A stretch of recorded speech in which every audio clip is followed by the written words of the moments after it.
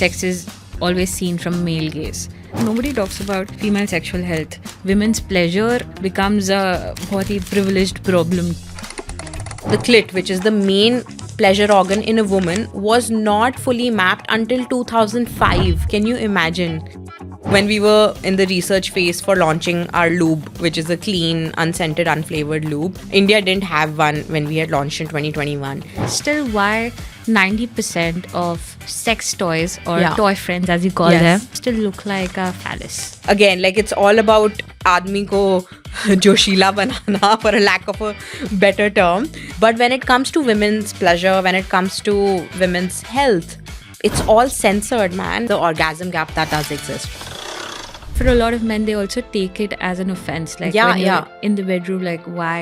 Right. Is there a conversation around using a Right. sex toy? Yeah, my dad was the one who would actually like go to China and get a lot of samples for us. When I broke the idea to my mom, that was like an interesting reaction.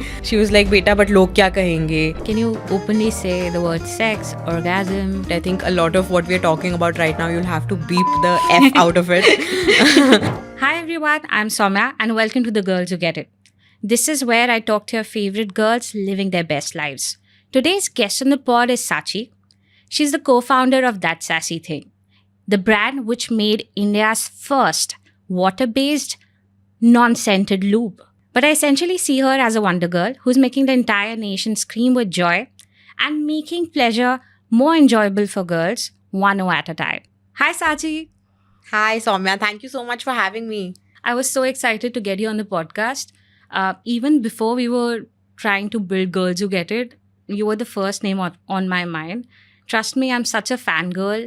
I've been looking at the work that you guys have been doing and it's crazy. Firstly, how are you? How's it going? Thank you so much for the kind words. Really means a lot. And all good. I think it's been an interesting journey. Definitely like full of ups and downs, like any entrepreneurial journey. But yeah, I think we are really, I would say, privileged to be building this business in a country like India and building for women specifically. So it's been a pretty exciting journey to kind of learn, what it takes to build for women. Have you always been a Delhi girl? Yes, always been a Delhi girl. I mean, I think I'll be a Delhi girl for life. I have lived and have been born and brought up in Delhi. Lived in Delhi for almost my entire life. I think unpopular opinion, but I love Delhi. No, I also absolutely love Delhi. और मैंने इस podcast में कई बार इस चीज़ का जिक्र किया है कि how Delhi gave me wings. Yeah. I've been in the city for almost 10 years and I feel like Delhi feels like a warm hug. I mean, you can बहुत ही cliched है but यहाँ पे आपको theatre, poetry, art, culture सब मिल जाएगा and I think also a space for girls to really pursue their ambition और unlike a lot of cities बहुत सारा space भी है roads भी बड़े Yeah, physically as well. Yes, absolutely. Yeah. तो I think वो एक बहुत ही strong factor रहता है. Yeah. Definitely. I mean, I think like for me, it's always been home, and that's where family has always been. Now it has its pros and cons in terms of, like obviously like there's safety and all of that, which plays a key role as well as a con. What do you like to do when you go out? How do you chill in the city? So yeah, I think my idea of chilling in Delhi is going to different cafes, exploring, chill spots. I would say like right now it's like a lot of sandwiches. So kind of going to spots that have, good and indulgent sandwiches. I think that's something that I like. And apart from that, I really like coffee. So I like going to different cafes for that too. And then on a lot of weekends, it's me and my husband, and who's also my co-founder. We go and work out of some of the cafes as well. We have some favorites, but then we also like exploring new ones in the city. What are your top two?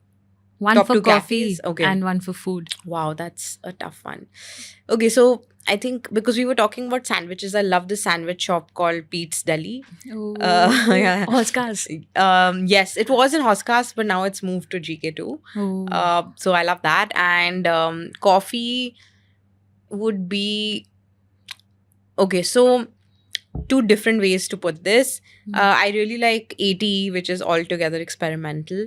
Love their whole vibe. Have been going there for years, and spent a lot of time there during the lockdown, like after the lockdown during COVID, etc. as well.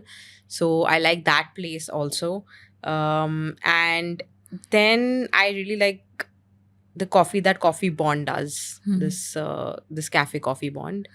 I like their coffee too. So bunch of different places. That one I haven't tried. I have to Okay, go yeah, and it's try. good. It's good. Yeah. Are you taking on to the matcha trend?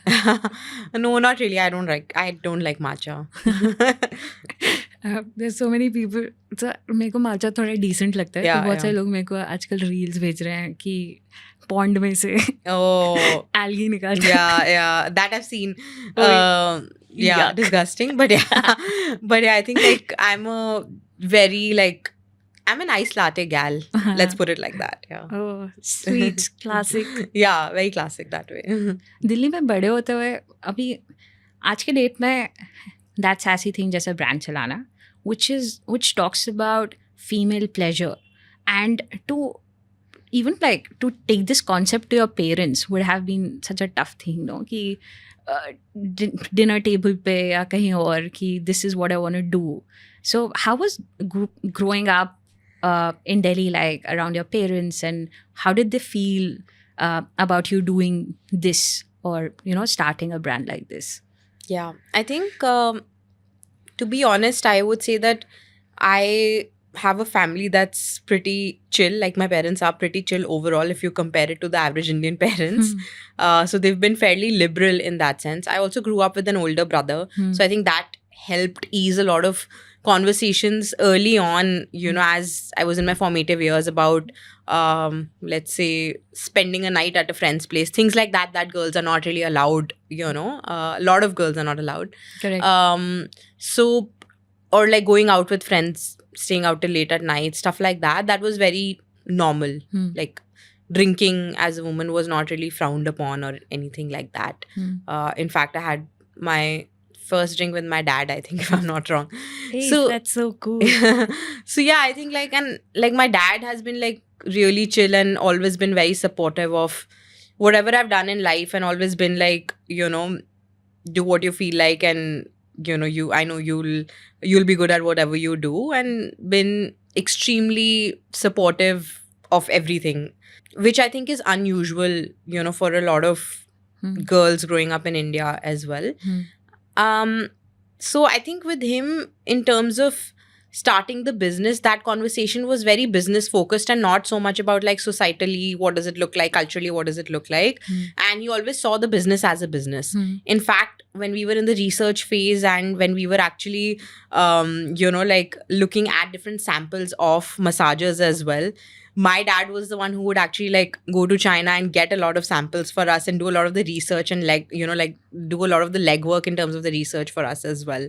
So he was involved in the business from day one. He also runs a hospitality company for over 3 decades now, and obviously like has huge experience in imports and exports, and importing was a core part of the business. So that's something that he really like gave me a lot of knowledge about, and like really helped me learn what it takes to run that aspect of the business as well. So he saw the business as a business. But when I broke the idea to my mom, that was like an interesting reaction. She was just like, expected. She was like, beta, but log kya kahenge? And yahi products kyun, koi aur products kyun nahi? So I think it took a bit of like having conversations. Then my co-founder and my husband, him also normalizing a lot of things, like he would have a lot of conversations with my parents, like with me, in that sense, essentially. And that helped in making things more normal. We would also involve them in the research and product development aspect of things as well. Before you get any other ideas, I'll just elaborate on that. So when we were, in the research phase for launching our lube, which is a clean, unscented, unflavored lube, India didn't have one when we had launched in 2021. And we would end up, so we actually like ended up trying out like 40-50 variants of the lube before we actually landed on what is DTF today. And in the research process, we would actually like pump out like, like lube on my parents' hands and get feedback from them in terms of texture, like fragrance, etc., etc., etc., and what that feels like. So that helped in easing that conversation also. But I think like my dad was definitely like, cooler, and my mom would like think like log kya kahenge sort of a thing. He would also send out like WhatsApp blasts to all his WhatsApp groups whenever there would be like any press coverage that would come out or any of my interviews that would come out. And my mom would just, try to like restrict it to certain groups that, she would think are more liberal in a Yeah, way, more and not like accepted. all crazy extended Yeah. family groups and, things like that. So, yeah, I mean, I kind of make fun of it now. So, yeah. Yeah, very interesting. I think your mom's was also probably trying to protect you from a lot of scrutiny, because parents generally tend to do that.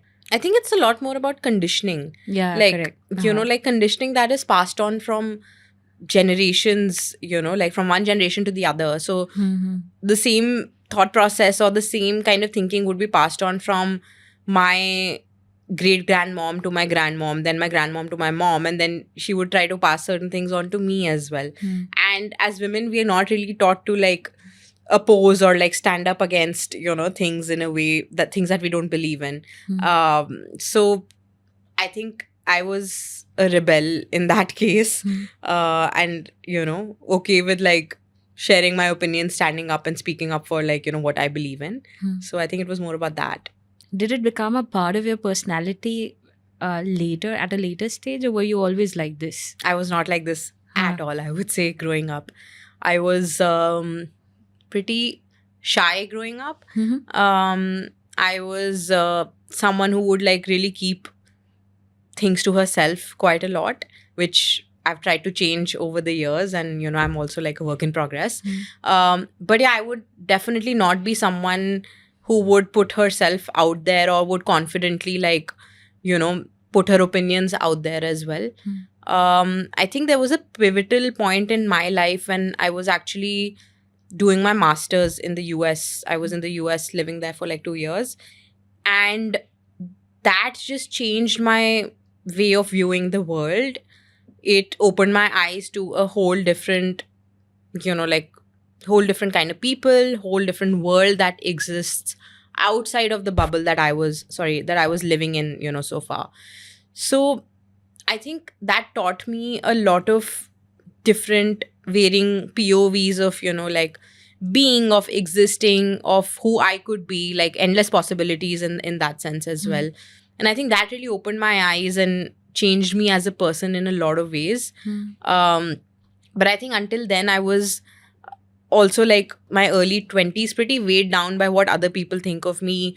A lot of it came from like being bullied as a kid for, being big, for having excessive hair growth all over my body, all over my face, because I have PCOS as well.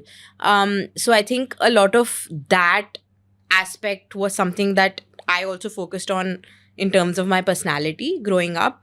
And that's what other people saw in me. So I think that gave me a lot of insecurities, a lot of complexes, which over a period of time I kind of worked on and got over, in some way.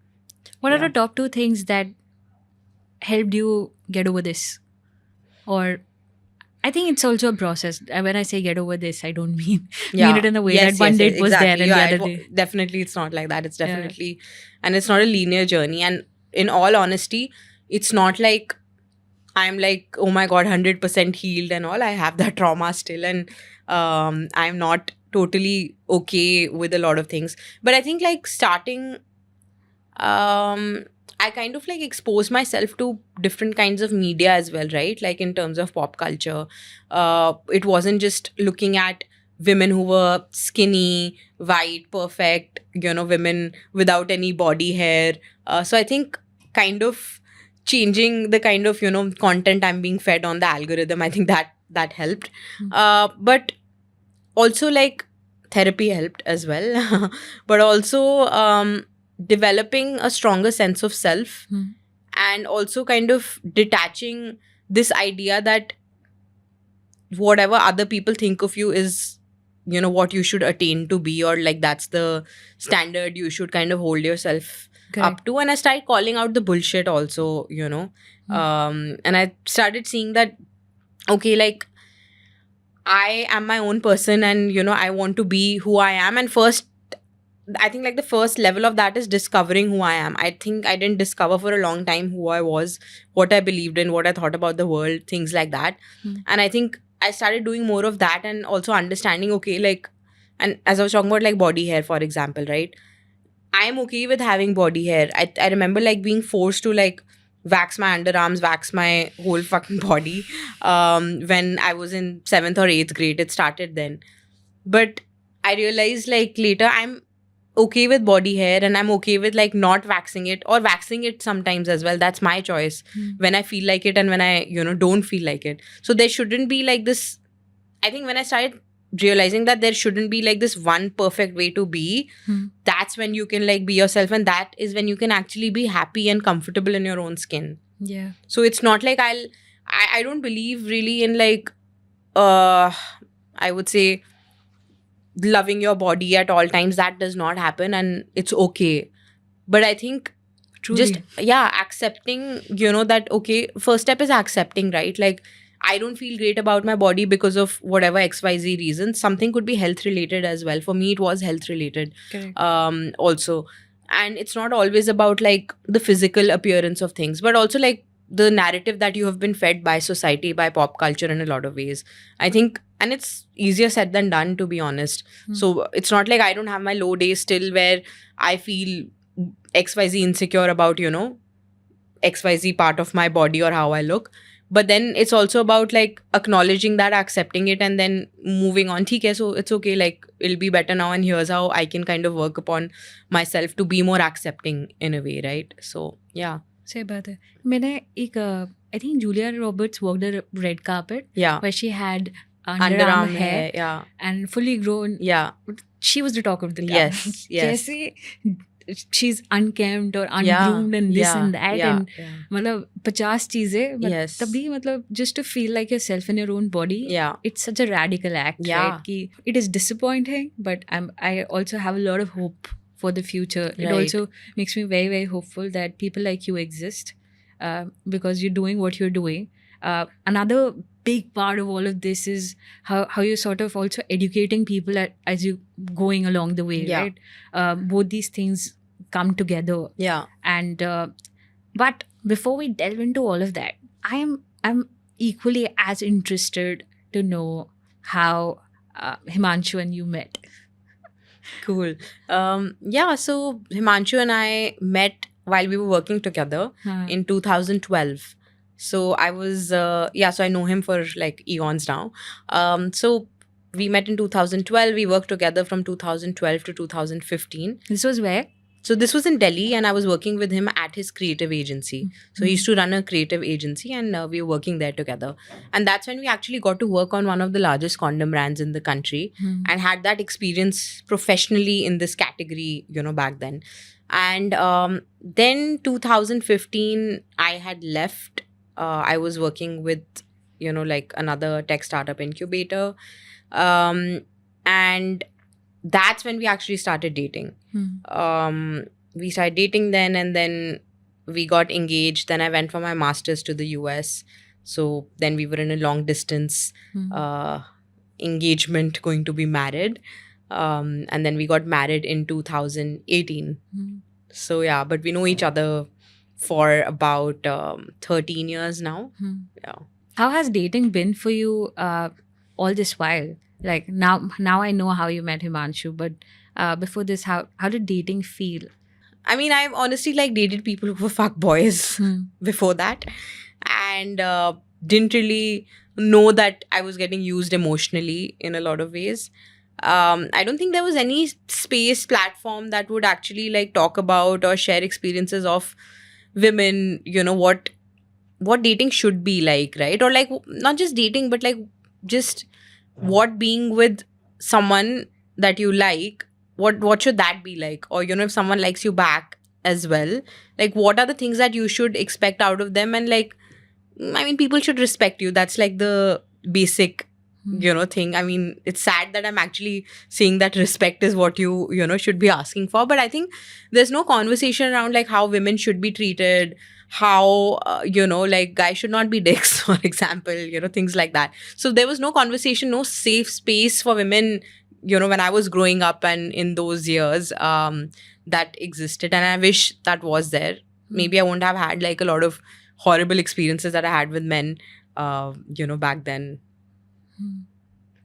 That's extremely unfortunate. Yeah. Was there a prevalence of dating apps back then? Yes and no. I mean, I think there was only Tinder and Bumble that was like Tinder primarily. I think Tinder that was there, but yeah, I don't remember using like dating apps. I didn't use them in India. I just used Tinder once when I was in the US, when I was visiting my brother. But I don't think dating apps were like as, I would say, like frequently or like as often used as like they are right now. Interesting, because now is when we see a lot of these younger couples Yeah. meeting on Hinge. Yeah. Everybody's meeting on Hinge. Hinge was not even a thing back then. Since you've had so many horrible experiences, and Yeah. then meeting Himanshu, Yeah. how did he change dating for you? Yeah, I think definitely he reframed that narrative of, like, all men are assholes for me, because he was the exact opposite, is the exact opposite. And I think one thing that really sticks with me is that he helped me feel a lot more comfortable in my own skin, in my own body than I would have ever felt, all those years growing up. So I think he normalized my own body for myself, body, hair, all of that. And I don't think I know that a lot of men don't do that and do end up shaming their partners, on the other hand. So that he played a pivotal role in that sense, helping me get over my own insecurities as well. So definitely I do have him to thank, for that. And I think just the idea of like being equals in a relationship, I think that is something that he has always like lived up to from the very get-go. So yeah, I think I have a very feminist partner, which is really amazing. Well, I think I love that for you, and I really wish all girls have that. Me too, yeah. It would be so cool. Yeah, absolutely. Imagine a world where we all have feminist partners, Yes. irrespective of who's choosing to date whom. Yeah, absolutely. How did you guys start this together? Right. So I think it's a culmination of our personal and professional experiences coming together. I would say professionally, we both worked, as I was mentioning, right, in the space already with the largest condom brand in the country, 2012 to 2015. So we had a lot of experiences there and understood how like the whole category was very focused towards men and the male gaze. And I would say everyone was ignoring women as, like women being 50% of the population, but completely being ignored in terms of products, in terms of communication, in terms of culture. And that's when we realized that, hey, there has to be a better way. There has to be women representation. We didn't do anything about it back then, I would say. Then I'd moved to the US and, like I was there at the cusp of the sex positive revolution happening. Saw a lot of new age modern brands coming up, building for women as well. So had a lot of interesting learnings in that sense also. Personally, what was happening was, because I have PCOS, I, have always experienced vaginal dryness, finding penetration painful as well. So a lube was something which was very essential, for our experiences. So what would happen is, whenever we would like, have like we joke about this, but like basically when we were dating, we would get this like 25 to 30 minute window to hook up when my mom used to be away on a walk. Sorry, mom. but yeah, like, and we had to use the stuff that was easily available, in the market, which was flavored lubes always. So what would happen is Yes, that strawberry chocolate. yes, we would end up smelling like strawberries and chocolates, and he would have to like take a bath to take that whole thing off, and I would end up getting a yeast infection, which was literally like last for days and weeks. And that's when we realized that flavored lubes are a problem. The added flavors and sugars and the sweeteners, they actually throw off the vaginal pH levels, and that's when you get yeast infections, or it causes irritation. And essentially, when I dug deeper, we learned that flavored lubes again are meant to please men. And I think that got us thinking that, okay, why not change this and launch a clean natural lube? Because what I started doing was, when I then after that like moved to the US for my masters, I started getting a lot of natural, unscented, unflavored lubes from there, and like ended up using them. So that actually became like our playing ground in terms of research as well, to understand like globally there are better standards, better ingredients, better products being made. So how can we kind of learn from that and develop something from scratch on our own, which literally like matches those standards globally.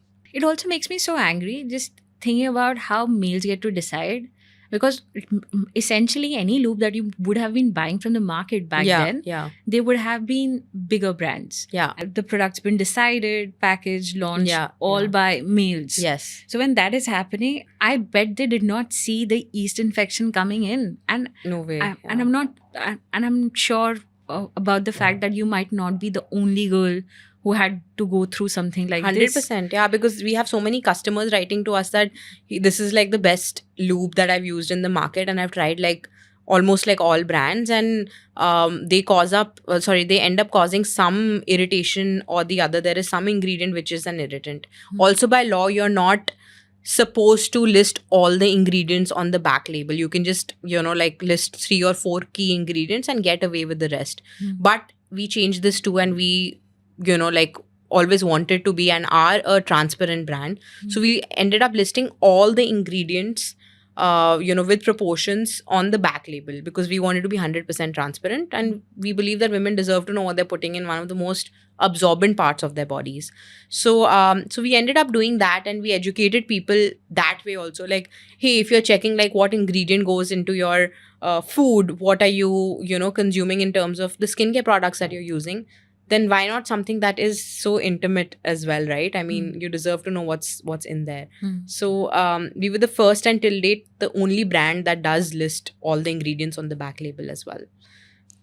Because there are 2025. Yes, 100%, yeah. So because there are ingredients like propylene glycol, which is a petroleum derived ingredient, which was also like the US allergen of the year in 2018, which a lot of other brands use in their lubes.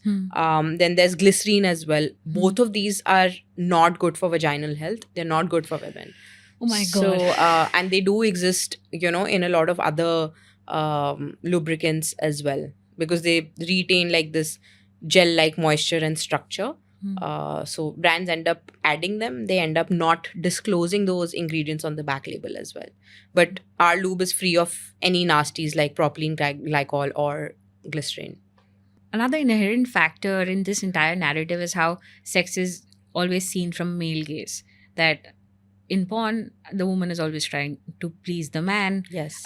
In the normal narrative, you'd go to the hills and go to Manali, Shimla. They'd be selling things like Shilajit and all of that, but nobody talks about female sexual health. Or what am I expecting from a country where women's safety is such a big issue? So women's pleasure becomes a बहुत ही privileged problem कि मतलब आज के date में just to talk about sex for women from a girl's perspective is not unheard of. Yeah, it should not be like that, number one, because pleasure is a basic human fundamental right. And the story is not the same for men, right? Like you were mentioning ads for Shilajit, etc. The whole narrative, the whole conversation has always been about men. If you look at products, if you look at the whole category also, men's sexual wellness has been on the forefront. So products like delay sprays, or, like the conversation and communication around lasting longer in bed, it's always catered towards men and their pleasure, right? What about women? So I think I just remembered one story as well. So we were going to CP the other day to drop someone off, at the railway station, and saw this huge billboard that said horsepower tablets for men. Again, like it's all about आदमी को जोशीला बनाना, for a lack of a better term, and like give the man the stamina and the power to last longer in bed. But when it comes to women's pleasure, when it comes to women's health, it's all censored, man. Like it's not talked about in the same. I mean, same to choro. It's not even like an iota of how men's pleasure or men's sexual health is talked about. So I think that's like a huge problem, and I think like if you go back in time as well, there's like a lot of data that talks about this as well, like how ignored women's pleasure has been, right? So if you think about it, like the clit, which is the main pleasure organ in a woman, was not fully mapped until 2005. Can you imagine? Crazy. Like, oh my god, what was happening until then? Flights were invented and Yeah. female anatomy has existed Yeah. since the time all of us have been alive, and what the Yeah. hell is happening? Why Yeah. aren't we And able not to just figure like that women's out? pleasure, I think it's like a much larger narrative.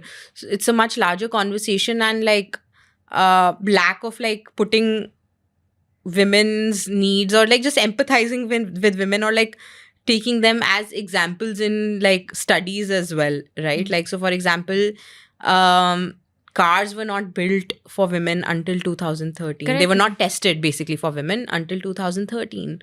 I think Volvo is the only brand that actually does test on Yeah. a female sized body dummy. Right. Otherwise, nobody else does. Right. And even like in offices, ACs were built for like temperatures that are acclimatized to men and their bodies. That's why you would see like a lot of, women wrapped in shawls and women feeling cold always, like, because that's, that inequity has always been there in things that seem to be small but are not small. I've also read this book called Invisible Women. Yes. And all this she speaks about this extensively, how shelves are always a little higher. Yeah. And ergonomically also, the chairs to literally everything. You walk out and it's a man's world out there. And I think pleasure should be the last thing which should be adjusted from another person's perspective. Yeah. And I think it should be a mutual course, especially when two people or two partners are involved, right? Yeah. And it needs to make you feel the safest, the nicest about your body. And unfortunately, that's not the conversation today. Right. Yeah. Absolutely. Because I think we were talking about this earlier as well, right? Like, it's not equal at all. I mean, there's data that talks about, for instance, the orgasm gap that does exist, right? So the orgasm gap is literally when a man and a woman in a heterosexual relationship, when they're having sex, over 90% of women do not experience an orgasm. Yeah. And this is versus only 9% of men not experiencing it. So just imagine that divide that is already there. Biologically also, it takes longer for women, to climax, versus men. It is easier, right? Like they've got it easy here as well. Correct. And then obviously like conditioning, there is so much shame associated with, women wanting to experience pleasure with a partner or without, even with a tool as well, like a self-pleasure tool, like a toy.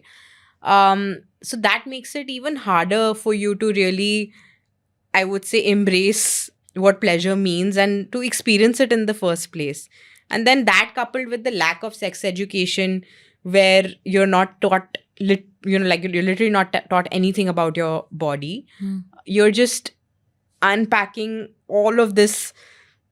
No education, lack of, like conversation, this shame, the taboo, everything.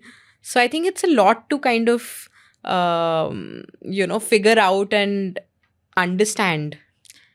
Sachi, talk to me about, in today's time, we are in 2025, still why 90% of sex toys or toy friends, as you call them, how does every single one of them still look like a phallus? Yeah. Oh my God. Yes. I like that you brought the toy friends bit. I really like that term that we've coined, bedroom toy friends. And I use that a lot in my reels as well. So I'm Yes. glad. I love that you've done the way you introduced, me, the brand as well. I think it was very thoughtfully put together and so Thank you. not chat GPT, which I really appreciate, because usually like when you're doing these things, it's usually stuff that you just copy off of the website or like enter on chat GPT and get. So I really appreciate the attention to detail and creativity there as well. But yeah, I think like that's why we started the brand, in the first place. Apart from everything else that we spoke about, it was a lot about making women feel comfortable, right? Like about using a pleasure product. Now imagine when you are buying something that looks phallus shaped and is not something that you would literally feel comfortable around as well, right? Let alone using it to please yourself.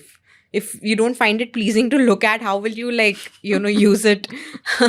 How will you use it anywhere? Yeah. So I think that's what we set out to do. Our products are like super discreet. They're really cute as well. They're well designed because we want women to feel super comfortable in their own body. We want them to feel comfortable when they leave it out on a nightstand as well. But yeah, again, like as I was talking, right, the category has only been built by men for decades. And what men understood of what women want is like stuff that looks like dicks, which is not the case at all.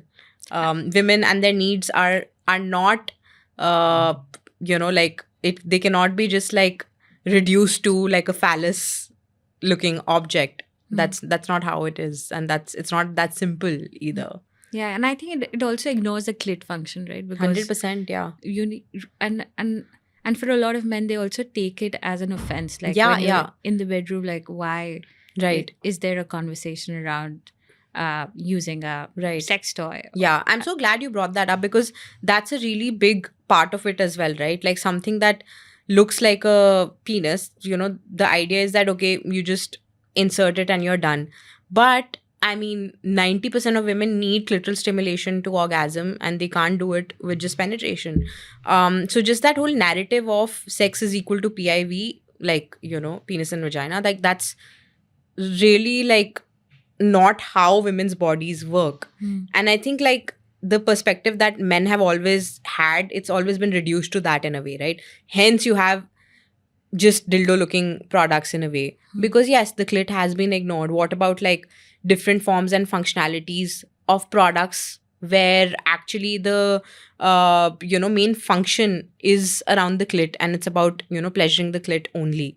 So that's something that we focused on and we were very conscious in terms of that. And the first product that we ever launched in terms of our range of massagers was a clitoral stimulator for that reason, because women had not experienced pleasure in the truest form through the clit, and that's something that we wanted to bring to them. Correct. Another thing that I absolutely love about you guys is the communication or the education bit. I remember looking at one of your content pieces, which was about aftercare. Yeah. And I feel like not just the act, everything around it is so important. How girls feel in their own bodies. Yeah.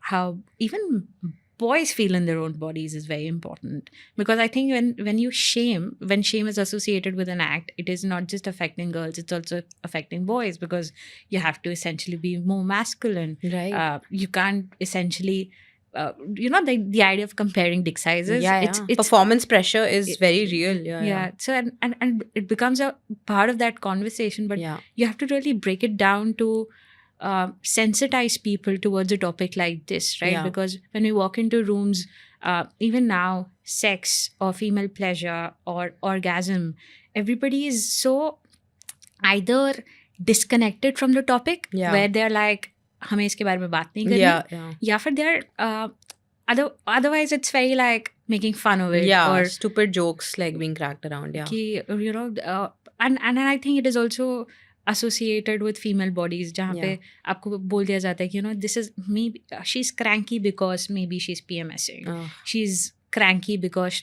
or she has a mood because she's going through menstruation, and that becomes such a toxic part of that narrative. And even platforms today, right?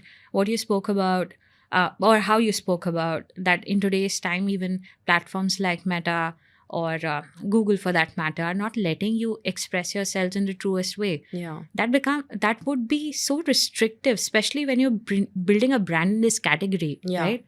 And to also call yourself a feminist brand in today's time, I think that's radical, because you're essentially making profits. You're building a brand story, which is so true to the narrative and the real problem. But having said that, in a way, how the world holds you accountable, you still feel a little responsible for maybe, is it safe if I don't call it a feminist brand, or if I say it's pleasure for both rather than and I think these are the easier Yeah. ways of going This about is it. easier for sure. Like, I think when everyone started, like every brand started in the category, right? So when we launched in 2021, and there were other brands entering after that as well. Initially, people they set out to solve for the orgasm gap and, building for women. But now how the category has shifted also is that it's 70-30, 70% men products and 30% female products. So I think like all brands are now, like building for men as well. And I think for us, it's important that we stick to the core, because women have been underserved for decades, right? Their needs have, like never been put front and center. And that's something that we want to do. And that's why we set out to be and to do, what we are doing in the first place. So we always want to stay true to our core, even though that is the harder path. And as you rightly mentioned, there are restrictions that come with the platform. There is a lot of like discrimination there as well, because women's sexual health, women's pleasure is censored, right? Like, and that's not the same for men's sexual health, so that disparity remains and definitely makes the journey challenging. But then we cannot be like everyone else, right? Like, then who will we be, right? If you're being someone else in terms of who we are as a brand.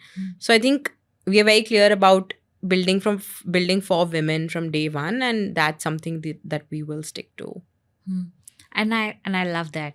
And how do you have to curb communication? Can you openly say the word sex, orgasm? No, you on can't. Instagram. Yeah, you can't really, because that is really what happens, right? I think a lot of what we're talking about right now, you'll have to beep the F out of it because I've openly said like all of these crazy words, crazy according to Meta. But can So, I yeah. can I offend everybody and say fuck patriarchy? Yes, I love that. Yeah. But yeah, actually it is patriarchal, and it is the fact that we cannot say all of these words, and we have to be very creative around it. So sex will be the either like SEGGS, or it'll be like sex, or it'll be fex. That's something that we do. You'll call it an O, or you'll try finding other creative ways of kind of saying the same thing in a much more like interesting way that is not caught by the algorithm. But yeah, that happens, right? Like a lot of content will get flagged. Our reach is limited, where like content doesn't show to non-followers. And we know that we're good at creating content. We're putting out good content out there. It's just that the platform is being restrictive in that sense, right? By not showing it to enough people and limiting our reach in that sense. But I think that's like a part of the space that is how the category is. That's literally business as usual for us. It's BAU for us. How can platforms be more equitable to take this conversation to lower tiers of the country? I think one, not limit reach in that sense, and also not have blanket policies. I think right now the policies are very blanket in a way. I think have some structure and some kind of guardrails there, and have some non-blanket, and kind of like categorize the policies into different things. So I think that could help, where you're having like a very, let's say like focused conversation around something like vaginismus, right? Which a lot of women experience.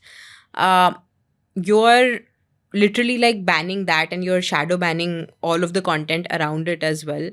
But like, let's say like if it's a conversation around, like, let's say erectile dysfunction, that is flying by. Why? That's something that I don't get. And that's what I meant by not having these blanket, policies, and really segregating them and categorizing them in a better way. Keeping safety in mind, keeping also like the health aspect in mind as well. But I think beyond that, when it comes to this being a larger conversation, yes, you're right. I think the conversation is definitely like, you and I right now are sitting, we are privileged and we are sitting in Delhi, come from XYZ background, all of that in a way, right? So that is our privilege and we are able to have this conversation. But I do think like a lot of times this is such a conversation that a lot of people might not be open having, but that doesn't mean that they're not like buying the products. So there's a difference between the two, right? Like, for example, a lot of people, ask that, okay, who's buying your products, right? Is it just Delhi, Mumbai, Bangalore? Of course, Delhi, Mumbai, Bangalore are the core cities. But there are like, like people buying in remote parts of Gujarat as well. There are people buying in tier 2, tier 3 also. We do get a lot of organic orders from there as well. So it doesn't mean that that need is not there. Yes, like I think it will take time for them to open up, have that conversation, but maybe they are doing it in their own way, right? Like they are using our products. So I think conversation is the next step, because it is something that is intimate. It is something that is, like private to a person as well, right? Yeah. One thing I'm very curious about. Yeah. How many Blinkit, Zepto orders are you getting right now versus somebody ordering off of the website? Because I feel like it's such a... Yeah. I think in terms of the channel split, so we are present on our website. We are on quick commerce apps like Blinkit, Zepto, etc. We are on Amazon, Nykaa, and roughly about 50% of the orders come from quick commerce, and 45% would be our own website, and 5% is Amazon, Nykaa. Now, quick commerce works in terms of the category as well, because think about the mind frame of the customer. Number one, there is an impulse aspect, right? If I'm horny, I want it now in 6 minutes. Yeah, can't get better than that. So I think like obviously like speed is something that quick commerce does solve for. Impulse in this case of the category. Second, discretion as well, right? Like I'm placing the order on my app. I will be at home in the next 10 minutes to receive it in my own hands. So that also solves for, like a big pain point in the consumer journey when it comes to a category like sexual wellness. Then I would say, thirdly, definitely there is more access. There is discoverability that happens on the platform itself as well, right? So that is like a very, like I would say that is something that is really fueling the category also, because the consumer wants these products in a certain way. And interestingly, discreet shipping is the second most viewed page on our website as well, because people are super conscious about how am I going to receive the package. What if someone else receives it, on my behalf? Because in India, you also live in like joint families. Women are living with in-laws as well. Then you have like so many people, nosy neighbors, you have, your guards and other service staff as well that you have to be kind of conscious about, and, things like that as well. Another thing I think what I really think about is how parents need to have, parents or I think any elder in the family, essentially it just sounds about right if a parent does it, but any older sister, anybody would sit younger children down and just talk to them about sex, because it's such a taboo like topic, and I feel like it also gives you a window of getting exploited or Absolutely not having the best experience. There's so many people, young girls that I knew of, who wouldn't know what sex is supposed to feel like or is supposed to deliver, and hence the orgasm gap. There's this I remember looking at one of Dr. Cuteris's interviews, and she spoke about her mom's a gynecologist, how this one patient comes into her clinic and they've been doing sex wrong all this time, and they were wondering why aren't they getting pregnant. So I'm just it just makes me curious, and also fills me with angst when uh, just because of the lack of education, Yeah. you're not able to You're live a putting full yourself life. in a, and you end up putting yourself in an unsafe situation, sadly, Correct. in so many ways, right? I think, and when it comes to, having the conversation with both men and women, there should be conversations around safe sex, around STIs as well, because there's a lot of taboo around that too. Sexual expectations also when you're dating, when you're in a relationship. I know that a lot of men expect women to be completely bare down there, no hair at all. This is one of the things that I'm saying, because it's again like projecting a lot of what you've seen in porn. Like taking that and putting that, slapping it on the woman, that this is the idea of what the perfect woman should look like in bed. I think it's really problematic when there is a mismatch in those expectations also, and not just physically, emotionally as well. Or what we were talking about, getting an STI test also, that is also like an important conversation to have. Or the conversation around consent too. And I just want everyone watching this video, everyone who's tuned into the pod, to also know that consent is ongoing. Consent is ongoing means that you can say no at any given point. You can say no even after you've said yes in the beginning, and then you change your mind maybe, or you're not feeling comfortable, or you're just not in the mood anymore. So you can say no at any given point. And I think that's not just when you're dating, but when you're in a long-term relationship as well. It's sad that marital rape happens, and it's not even classified as that, because a woman, or like it is the duty of a woman to please her man right after she's married, and Correct. give it to him whenever, wherever he wants it, at any time. And people sometimes forget that, especially when it comes to rape or sexual violence, it is not just physical. It sometimes is also mental. Of How, course. where power dynamics are involved, how 100%. somebody gets coerced into giving in. Yeah. They might not Yes. have consented to it fully, or would have never understood what was happening to them at that point in time. And I Yes. think that is also another conversation that young girls should know, and Absolutely. or they deserve to at least understand it. Yeah. And Abuse comes in all shapes and forms, and I wish we had like a more open dialogue around it, and had like a more holistic definition of what it could look like. I mean, I think like the fact that if you're catcalled on the road, that's a form of abuse as well. It's not small, right? Like people who are sexualizing you in different ways. I mean, I think we've all heard like office gossip, and how women are slut shamed, and things like that as well.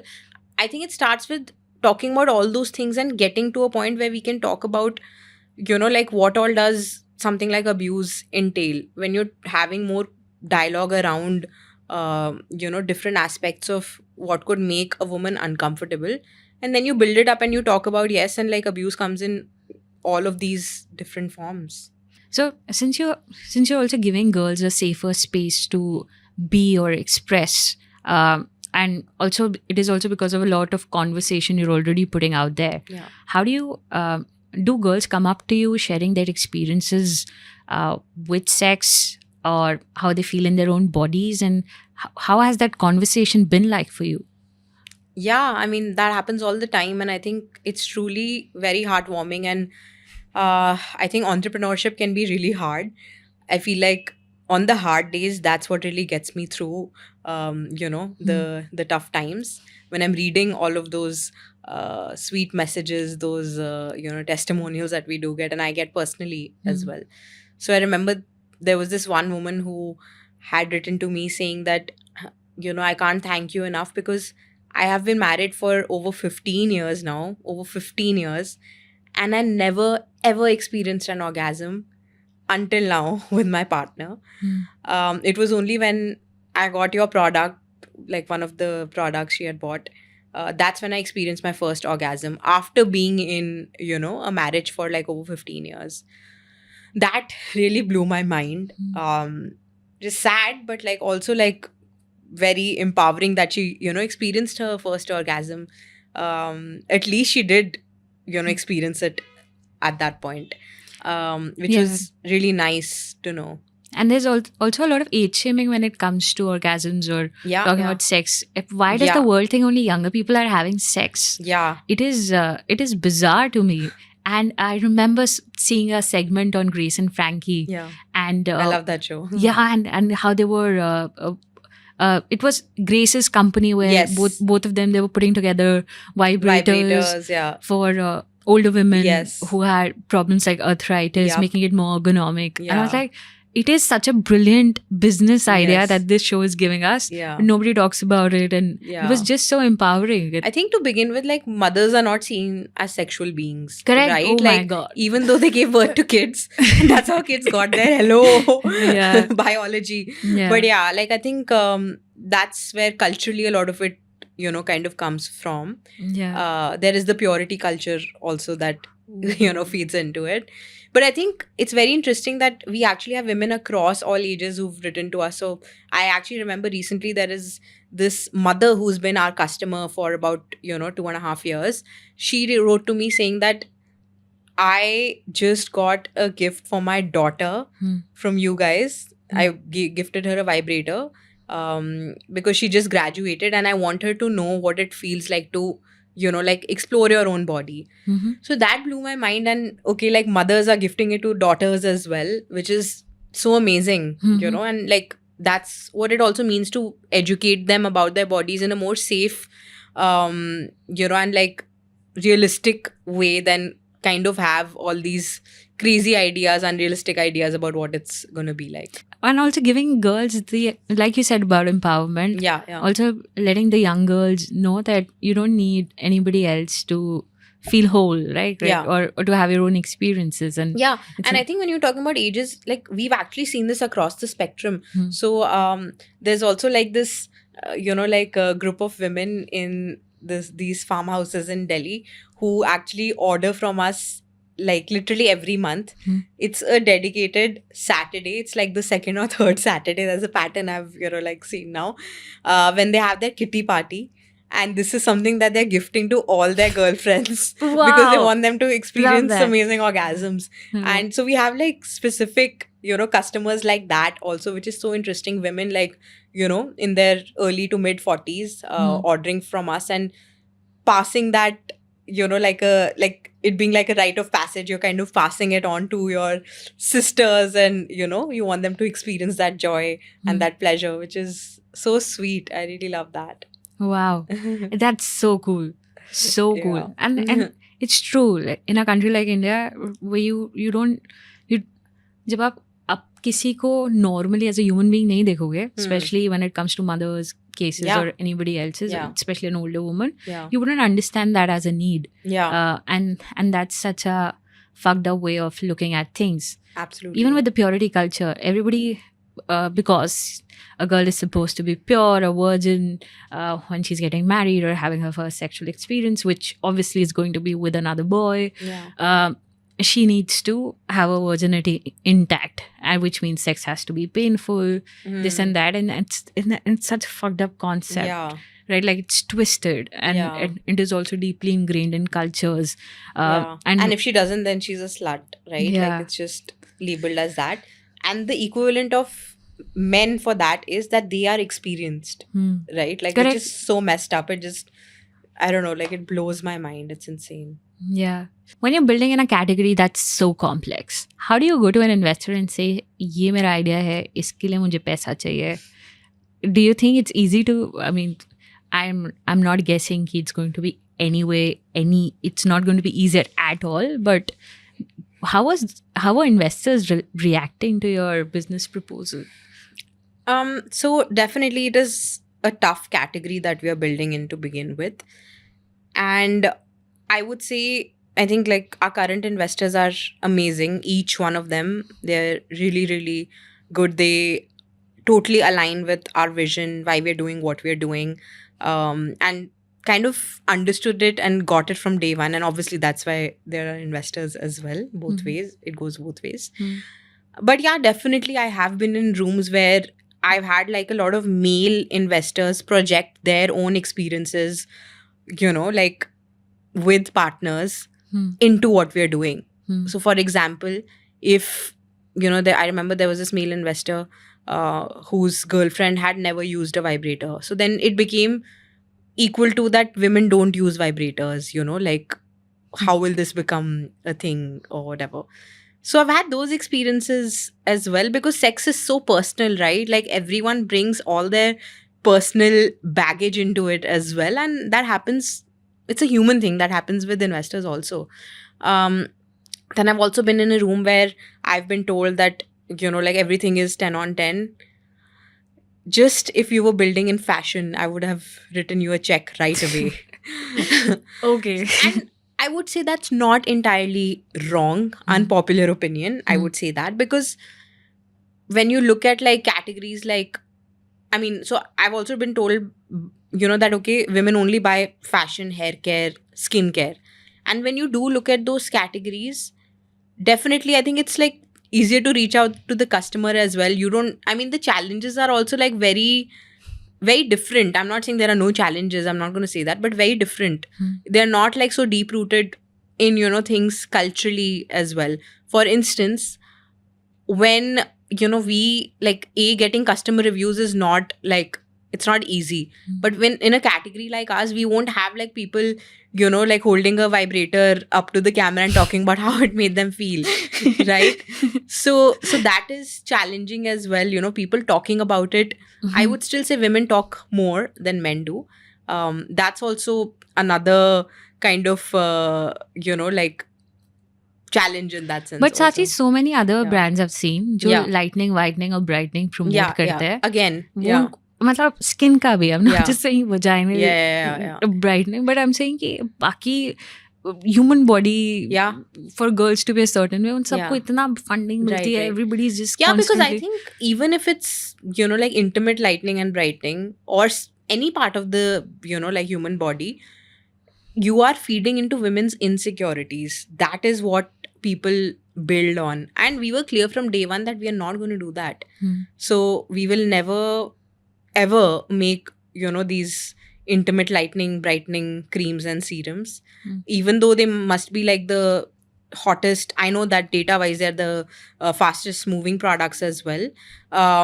But that's not who we are. That's not what we believe in. Will I ever apply something like that on my own body? No. How can I put it out on the shelf for like, like millions of women? I can't do that. Yeah, So- and especially young girls. 100%. Who are at an Impressionable. impressionable age. Yeah, 100%. So I think in that sense, it's so important.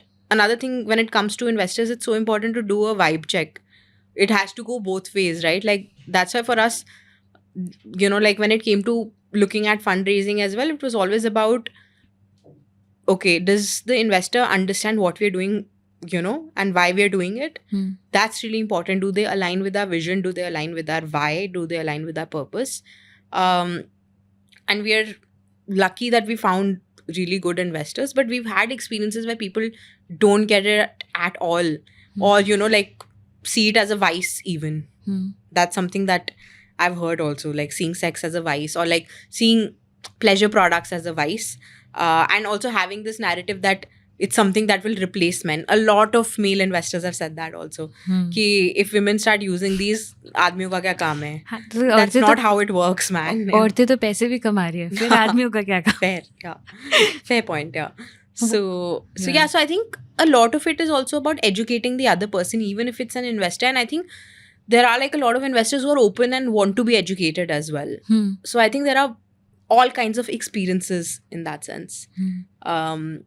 And I think I've also been, on the other hand, I've also been in rooms where there are funds who claim to be like women first, women led, and are not that at all. True. Like there is a lot of internalized misogyny there as well that does exist. Correct. I think it's about figuring out what works for you and like where there is a vibe check. I think that's really important. And what do you think this category still lacks? As in, maybe could be a problem that you guys haven't been able to work on yet, but could improve, or is still a need for, or there is a market for?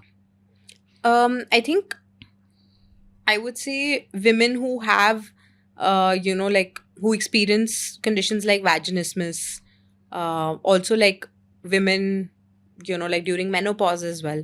I don't think there's like a lot of solutions and a lot of like high quality good products or conversation, around that as well. So for example, currently we have a water based lube, right? We are also working on another product which is going to be more long lasting, which is an oil based lube.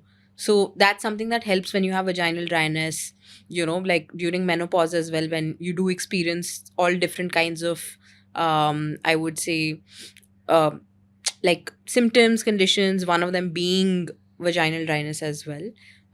So that's something that we are looking at doing. But on the whole, I feel like that's really lacking in the market when it comes to women's health products. I don't think there is like a very deep understanding on the different aspects and different stages in a woman's life, I would say. Sachi, thank you so much for being here and talking about everything, because I feel this is such an important episode for anybody, especially for young girls who are going to be listening to it, taking inspiration from it, or I feel like even to get educated in a certain way. Of course, we in no way are we claiming that this was the best conversation ever in terms of education, but I really But it hope. was. I'm kidding. Yeah. So No, full, I would say, disclaimer. I'm not an educator.